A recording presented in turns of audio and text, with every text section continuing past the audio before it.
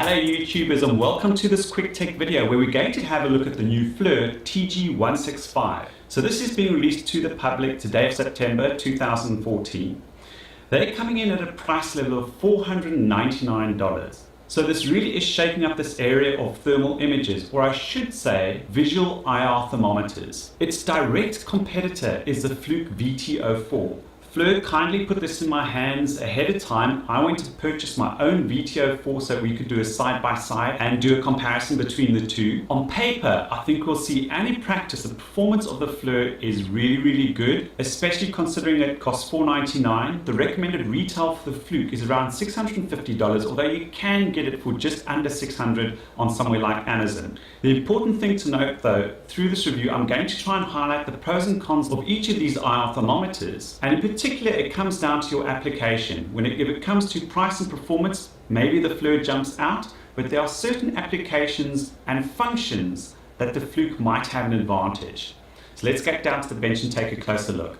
Now before we start looking at the instruments, we're going to have a look at a comparison which FLIR have put together in terms of the FLIR TG165 versus the VT02, but more importantly the VT04. Now I just want to say this information has been provided by FLIR, and they're obviously going to highlight where the FLIR has got an advantage over the Fluke. What I want to do in this review is provide you with an objective view of where the pros and cons of both of these meters lie. Certainly price and performance are a strong point of the FLIR, but there are some feature sets of the VT04 which may give it an advantage in certain areas. Looking at the spec sheet, I just want to highlight there are other comparisons. For instance, FLIR have got something called the FLIR One, which is a thermal imaging device which works with an iPhone 5. This is something we're going to cover off in the future. This has brought the price point down in this area even further, $350. There are some interesting developments here which I'm going to cover off in the future. Getting down to these two machines, first off, the IR, the infrared resolution, if we do a comparison, is way higher on the FLIR compared to the Fluke. The price points I've already mentioned, $499 versus recommended retail of around $650, but as I've said, if you go shop around, you can get the VT04 for under $600. The field of view, again, greater on the FLIR versus the Fluke. The spot size. Now the spot size is the target area you want to take a measurement for and the distance away. So for instance with the VT04, if you want to measure a target area of 1 inch, you have to be 9 inches away. Whereas with the FLIR, that same 1 inch measurement, you could be 24 inches away. So that means that if there are any situations where, for one, it's got better resolution, and if you're in a dangerous situation where you can't get close to a heat source, you can be further away and have a better target area and get more accurate readings. The temperature measurement range, again, the FLIR is better in that area. The accuracy, slightly better. It's got laser sighting, and again, I'm going to demonstrate that. Durability, roughly the same, although the Fluke doesn't claim any IP rating as far as I know, whereas the FLIR does. The image format, interesting. The FLIR does a BMP file. The Fluke does BMP and IS2. Now the IS2 is specifically for this Fluke Smart View software, so you do need that Fluke software to view those images, but the Fluke does allow you to save to BMP as well if you just want to view it on your PC or put it into documentation. However, those bitmaps are a fair bit larger, and it does slow the Fluke down even further, as I'll demonstrate. On the other hand, the FLIR saves to the BMP, but they don't provide you any software for writing reports, so their Fluke might have an advantage. They both now use rechargeable lithium-ion batteries. The VT04 does come in an option where you can use standard AA cells. Battery life claimed at 8 hours. With the FLIR, you're getting an 8 gig SD card. With the Fluke, you're getting a 4 gig. The image size of the BMPs on the FLIR is slightly bigger than the IS2 images on the Fluke, but you're getting double the storage space, so again, an advantage with the FLIR. The warranty is certainly interesting. They give you 2-year product warranty, 10 years on the thermal detector, but you need to register the device, whereas Fluke are giving you 2 years overall. I'll just show you quickly what does come in the box with the FLIR TG165. I have the retail packaging here just to show you what it does come in. This is important once we get to the Fluke, because the Fluke does come in a nice handy carry case, but we'll talk about that. You get a getting started manual, which is in several languages. You get a warranty card, which, as I noted, you need to go and register on the FLIR site if you do want that extended warranty. You get a host of international adapters for the USB charger, which is used to charge the battery inside the FLIR. You then also get a lanyard for your wrist, which goes onto the bottom of the FLIR IR thermometer. The Fluke VT04 comes with a very nice carry case. This could be critical because what I've noted is that on both the Fluke and the FLIR now, they don't have any protection over the lenses. In other iterations, the Fluke VT02 has a lens cover to protect the actual lens itself. And the FLIR E4, the same, also has a lens cover. I'm not sure why they've done away with that, but certainly one does need to now perhaps be a little bit careful. You don't want this bashing around in the toolkit where you might damage the lenses or in fact scratch the display. Now this case is nice. Some may consider it cumbersome, and I think if I was just using this at the odd time and storing this case would be great. If I was out in the field and had lots of other bits to carry, this might be cumbersome, and I think for both the Fluke and the FLIR, having a soft carry case would be more convenient. Of course, that's entirely up to you. I do know FLIR do have an optional hard case that you can buy from them. The Fluke comes with much the same. It's got the USB wall wart with all the international adapters, the USB cable. The memory card comes with an adapter, and the SD card is a micro SD card. I stand to be corrected, but I don't think FLIR provide an adapter. So if you want to plug this directly into your PC, it's obviously handy having the adapter, or else both of them do supply the USB cable. The other important additional with the Fluke is the Smart View software. This enables you to download and review the images on your PC, do report writing, and you're able to examine the images and change the blend of the normal image versus the thermal image. And this could be an advantage in certain situations, and we'll talk about that normal image versus the IR image in a moment. Taking a look at the actual physical device, the FLIR, in terms of ergonomics and the feel, I think have done an excellent job.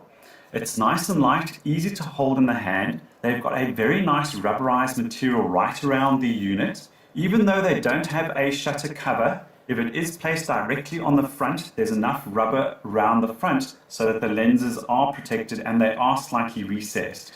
The trigger is nice and easy to use. It falls naturally to the finger, easy to pull. The trigger activates the lasers if you have them activated.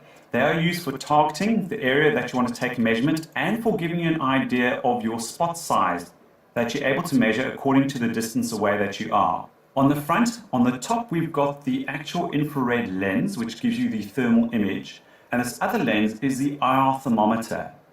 Now, this is different from the design of the Fluke, which has a normal imaging camera and then the IR imaging camera. And we're going to talk about the benefits of having that normal imaging camera versus the FLIR, which doesn't. In some cases, as I said, that may be negated, but it depends on your own application. What FLIR have also brought in is a stud at the bottom so you can mount this on a tripod. I'm pleased to see that they've done that because on their E4 they omitted to do that. So it's a very handy addition. The Fluke is also well built. It has this nice yellow rubberized material around it. The ergonomics I find not as nice in the hand as the FLIR to hold. The FLIR feels slightly more compact. In fact, if we put them side by side, you can see it's slightly smaller. Some of the plastics on the Fluke are a little bit disappointing. Down here we've got the entry to where the lithium battery is contained, and that is rather hard and does feel plasticky. I also find that the actual battery does sometimes wobble around when you shake it, whereas there's no sound from the FLIR. Everything seems to be held tightly in place. The screen size is slightly bigger, remembering that the resolution of the displays is different between the two, but the screen size is slightly bigger on the Fluke. But when it comes down to practically using them, that's not going to make a big difference. I will say that I think the buttons on the Fluke are far nicer to use and feel as opposed to what they've got on the FLIR. But again, that's having them side by side, I can tell the difference. If you just have this device in your hands, I don't think you're going to find a problem with the buttons on the FLIR. Having a look at the weights, the Fluke comes in at 345 grams, the FLIR comes in at 313, so it is lighter, but to tell you the truth, when you've got them in your hand, that slight difference you can't really feel. I'll now quickly demonstrate some of the obvious performance differences between the two. While I've got them here, I just want to demonstrate again the ergonomics of the triggers. The triggers are used, I say, for one, you actuating the lasers on the FLIR, and taking an image, recording an image. Likewise, the trigger is used to record an image, and you have to do a fairly hard squeeze on the Fluke to get it to actually actuate and take the picture, where it's very nice and easy on the FLIR. So to highlight some of the performance differences between these two before we actually practically look at how they operate, in the power on, I'm going to power these both on at the same time. So 1, 2, 3, hold down. The FLIR is already ready to take images. The Fluke is still starting up.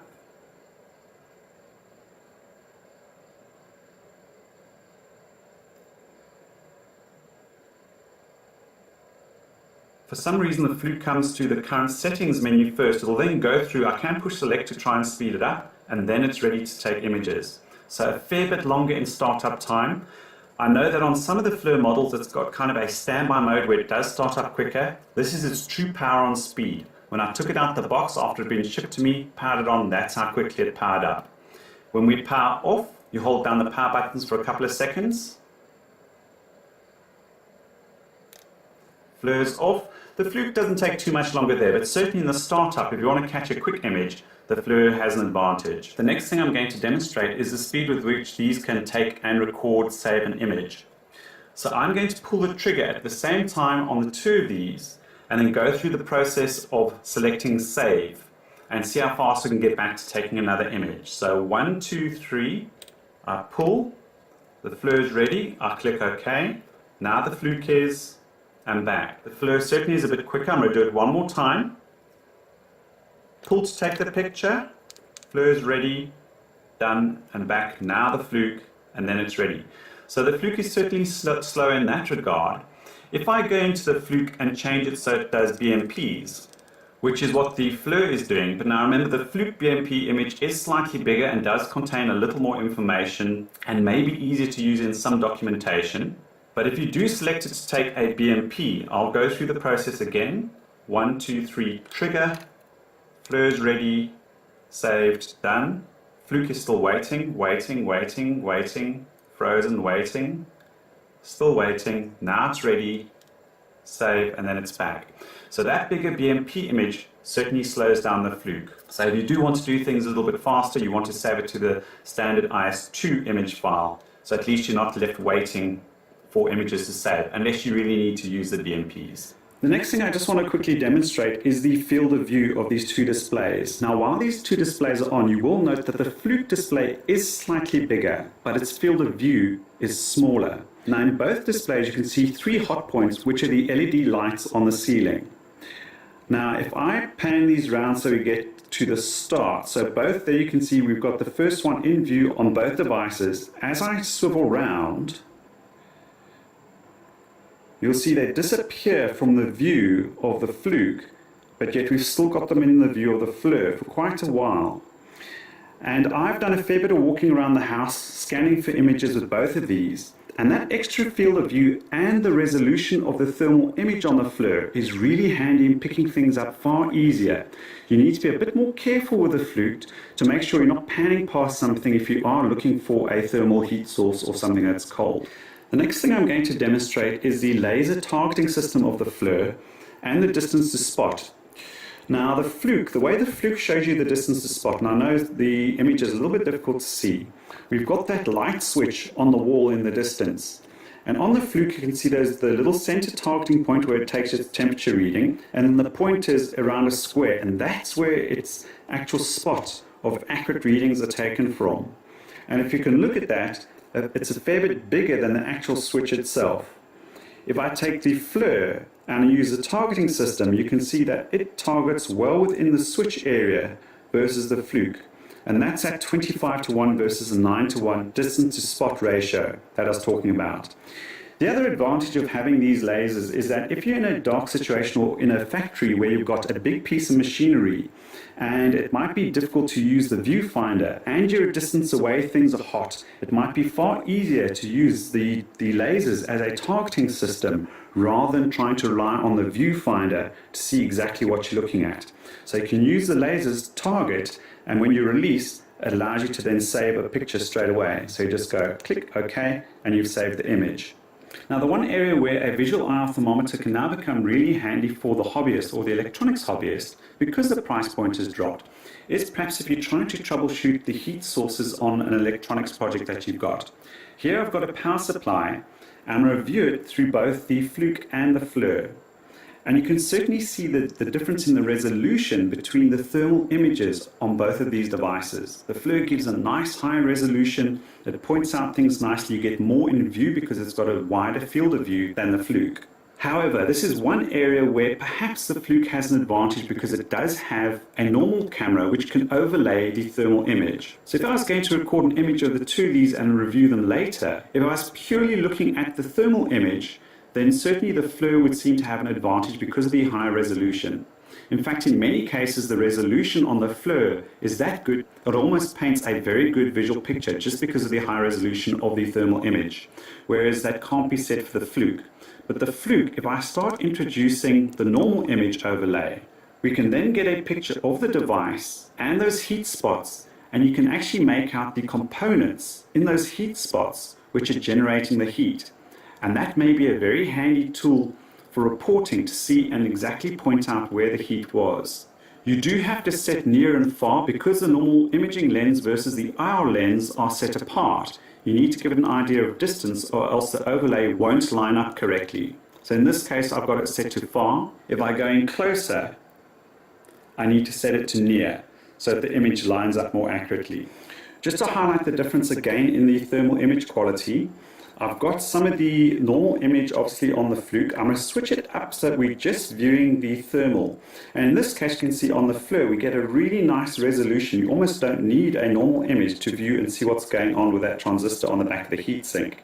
So I'll flick the FLIR so we get purely to the thermal image, and you can see the difference in the resolution, what you can see on the FLIR versus the Fluke. And I want to show you some of the benefits of the Fluke normal imaging system when it's combined with the thermal image and the software. The software that I'm using is the Fluke Smart View software that comes with the VT04. These are two images. This is taken from the Fluke and this is taken from the FLIR. So the FLIR has got a nice resolution. This happens to be a water heater that's in the basement. There's a nice thermal image that comes from the FLIR. We can double click on the Fluke image, however, and you can set up and do, for one, as I said, nice reporting, or you can change the blend. So if we go to the full infrared image, again we can see that the resolution certainly isn't anything near to what the FLIR can produce, but you've got this option where you can change the blending between the normal image and the thermal image after the fact. And that can be very handy when you're trying to identify what's going on.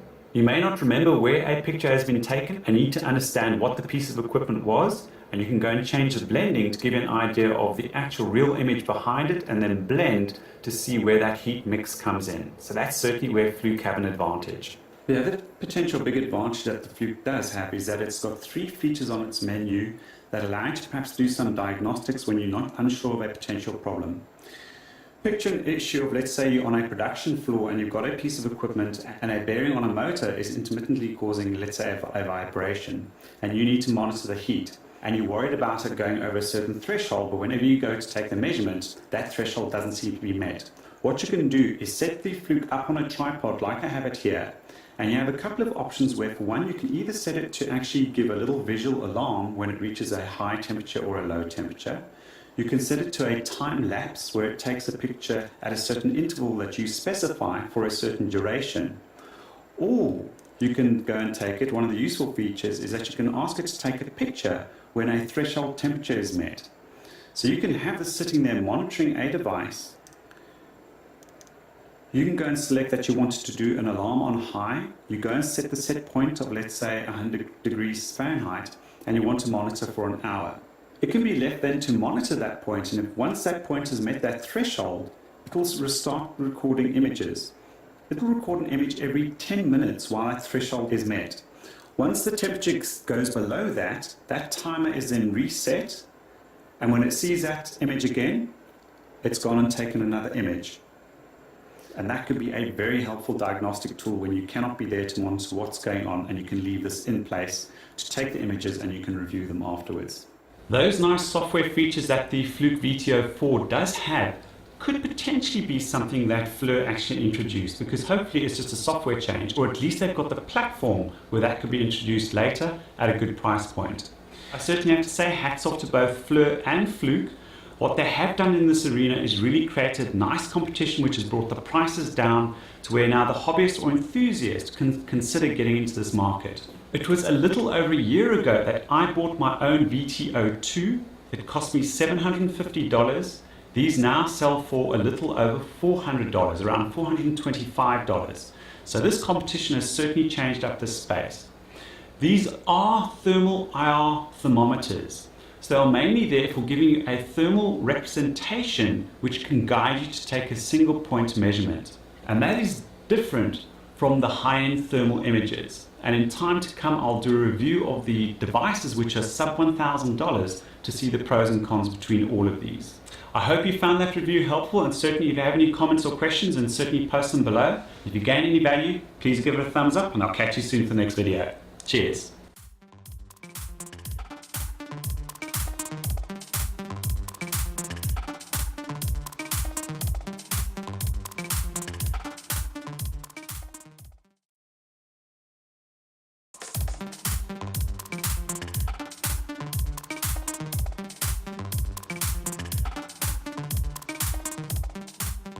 Hello YouTubers, and welcome to this quick tech video where we're going to have a look at the new FLIR TG165. So this is being released to the public today of September 2014. They're coming in at a price level of $499. So this really is shaking up this area of thermal images, or I should say visual IR thermometers. Its direct competitor is the Fluke VT04. FLIR kindly put this in my hands ahead of time. I went to purchase my own VT04 so we could do a side-by-side and do a comparison between the two. On paper, I think we'll see, and in practice, the performance of the FLIR is really good, especially considering it costs $499. The recommended retail for the Fluke is around $650, although you can get it for just under $600 on somewhere like Amazon. The important thing to note though, through this review, I'm going to try and highlight the pros and cons of each of these IR thermometers, and in particular it comes down to your application. If it comes to price and performance, maybe the FLIR jumps out, but there are certain applications and functions that the Fluke might have an advantage. So let's get down to the bench and take a closer look. Now before we start looking at the instruments, we're going to have a look at a comparison which FLIR have put together in terms of the FLIR TG165 versus the VT02, but more importantly the VT04. Now I just want to say this information has been provided by FLIR, and they're obviously going to highlight where the FLIR has got an advantage over the Fluke. What I want to do in this review is provide you with an objective view of where the pros and cons of both of these meters lie. Certainly price and performance are a strong point of the FLIR, but there are some feature sets of the VT04 which may give it an advantage in certain areas.